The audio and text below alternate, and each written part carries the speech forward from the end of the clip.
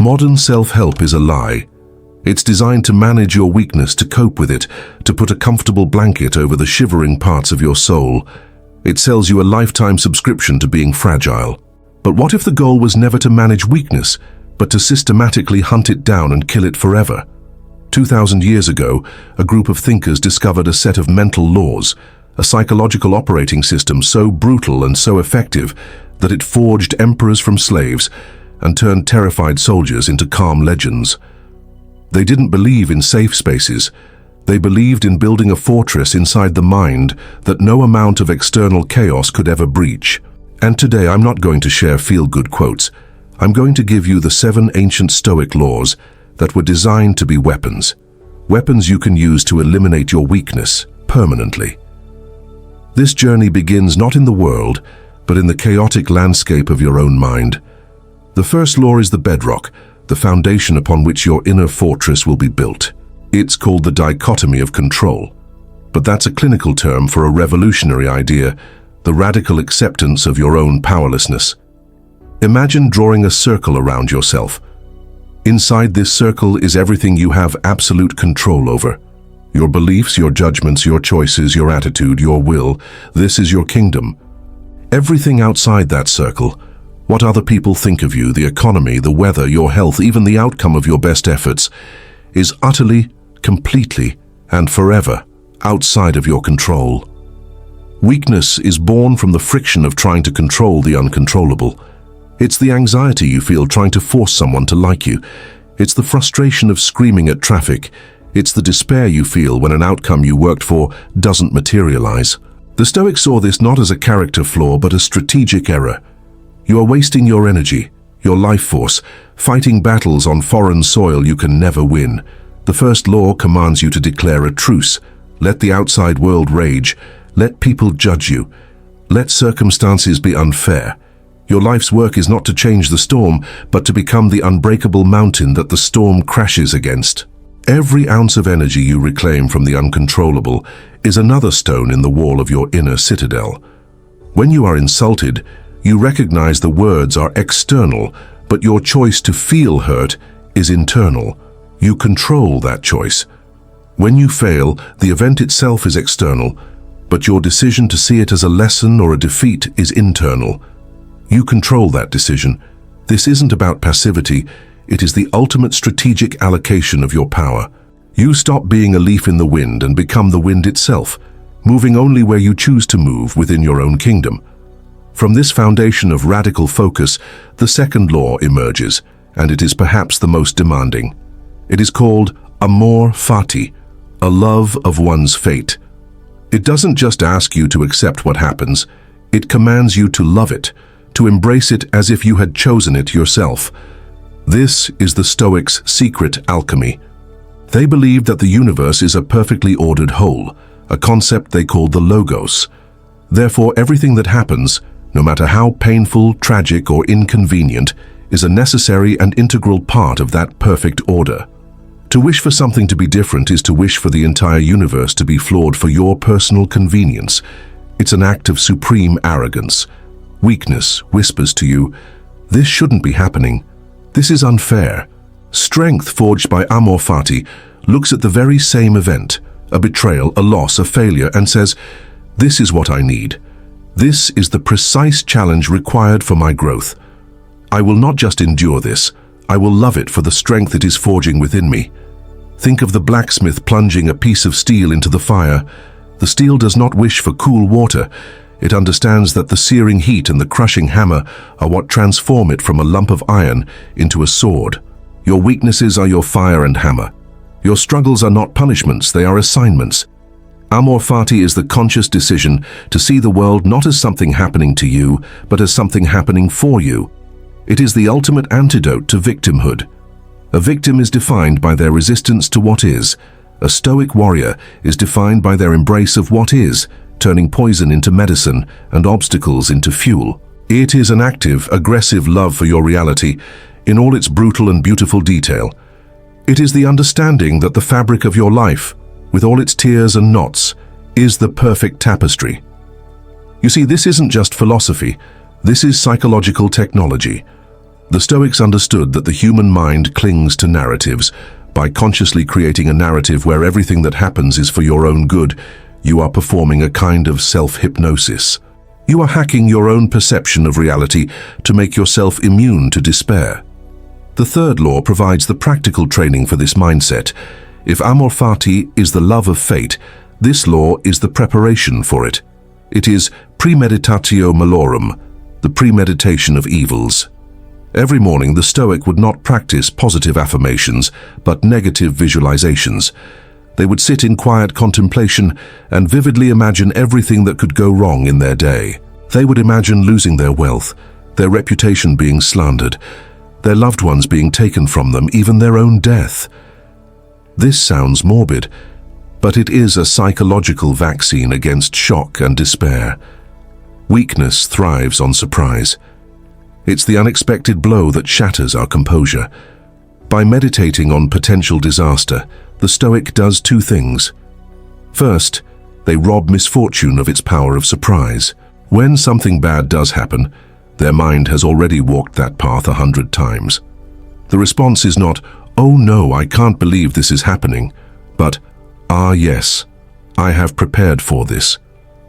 The emotional sting is dulled, replaced by a calm readiness. Second, it cultivates profound gratitude. After imagining losing everything you hold dear, you open your eyes and see your world still intact. Your coffee tastes richer. The presence of your family feels like a miracle. The simple fact of your existence becomes an astonishing gift. You appreciate what you have because you have already felt the pain of its loss. This is not about inviting disaster, but about rehearsing for it.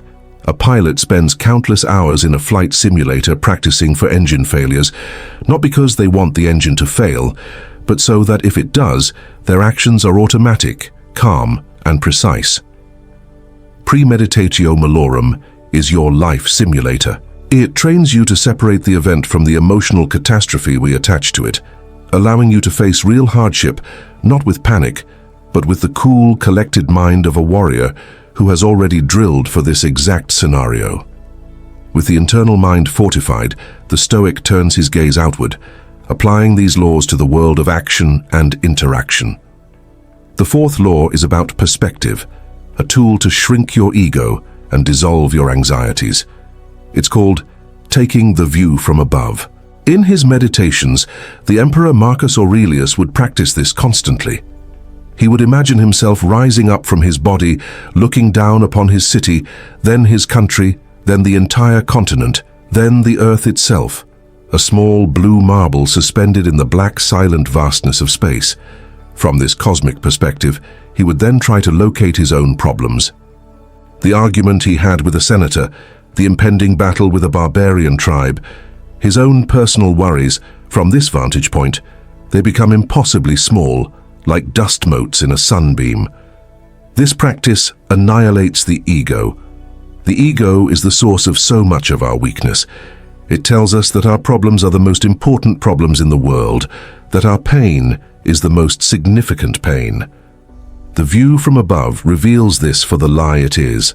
It shows you the immense interconnected web of human existence, the billions of lives unfolding, the rise and fall of empires, all happening on this tiny, fragile planet. It contextualizes your suffering. It doesn't invalidate it, but it frames it within the grand, sprawling epic of existence, reminding you that your anxieties are temporary and your time is finite. This is a weapon against overwhelm. When you feel trapped by the minutiae of your daily struggles, you can mentally ascend. Look down upon the chessboard of your life instead of being a frantic pawn on it. From this height you can see the patterns, the paths forward, the insignificance of the things that once terrified you. It's a tool for instant humility and calm, a way of touching infinity to soothe the transient pains of the finite self. What if the universe wasn't ignoring you, but was simply too vast for your problems to cast a shadow? This cosmic perspective leads directly to the fifth, and perhaps most famous, Stoic law, memento mori. Remember you will die. In our modern world, death is sanitized, hidden away, treated as a failure. For the Stoics, it was the ultimate motivator, the great advisor whispering in their ear, They kept a skull on their desk, a memento mori, not to be morbid, but to be focused. The constant awareness of death is a clarifying fire.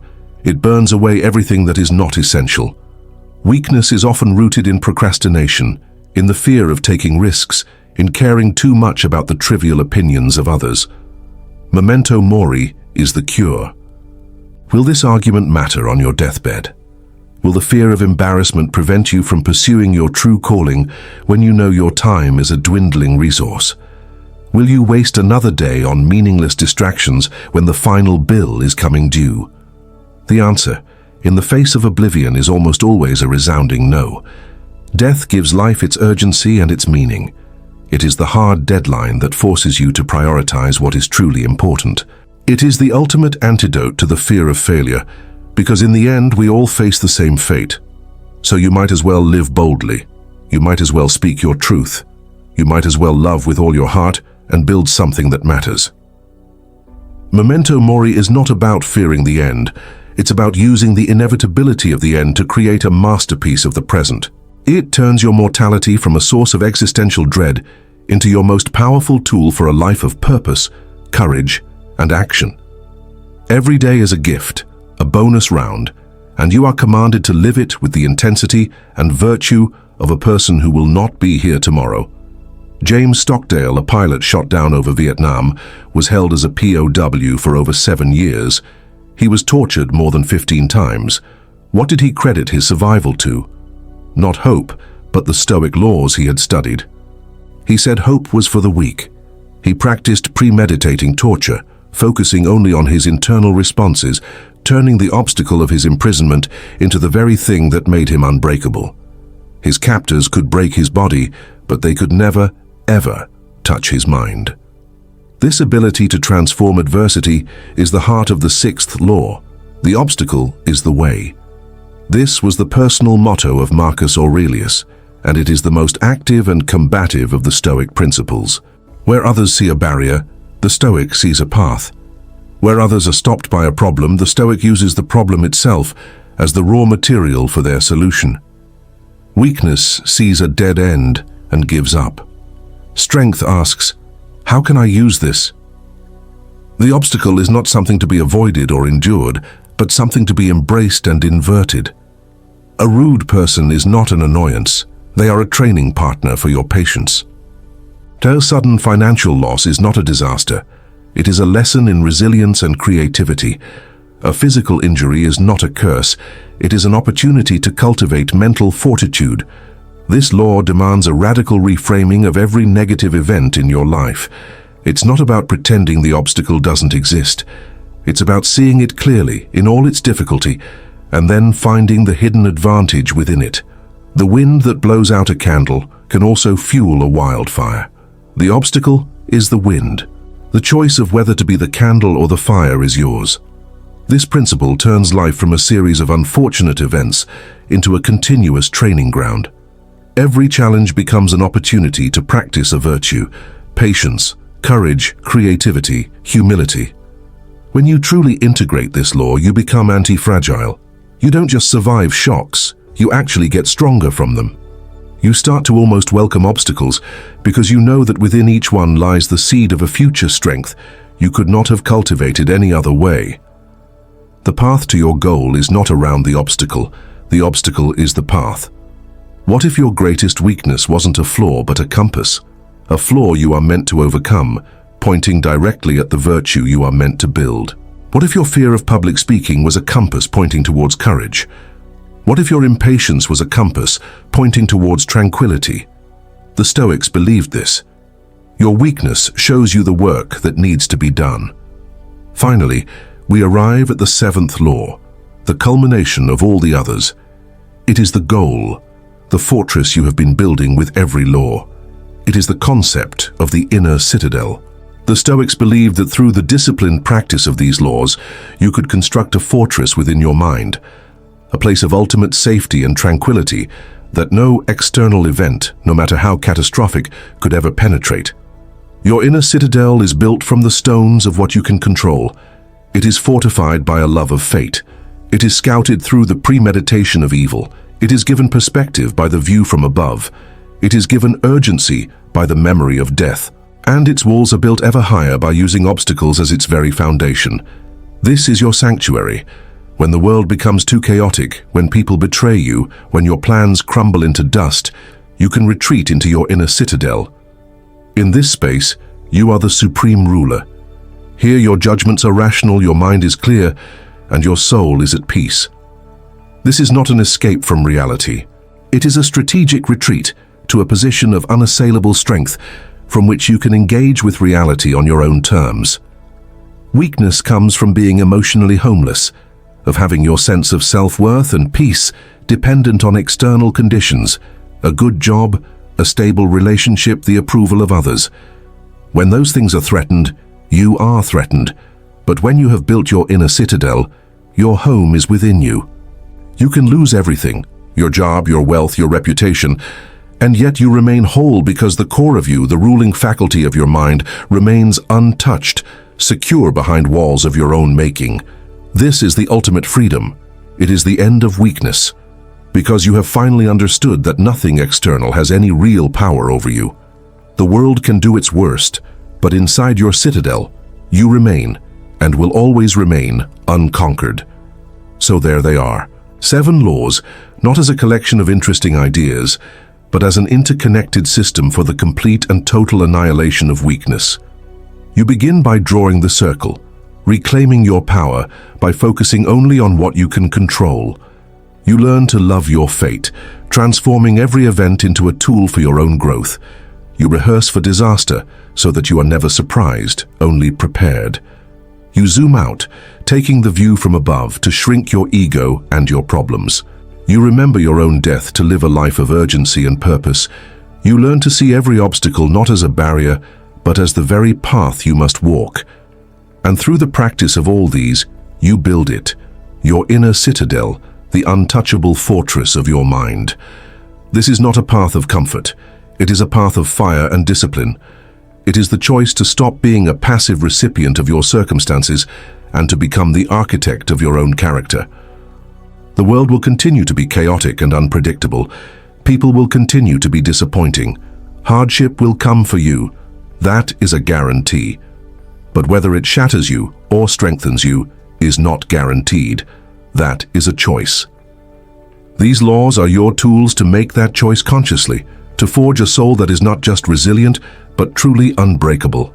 And if you think building this fortress inside you is powerful, wait until you discover the one Stoic practice designed not just to defend your mind, but to conquer the world outside of it.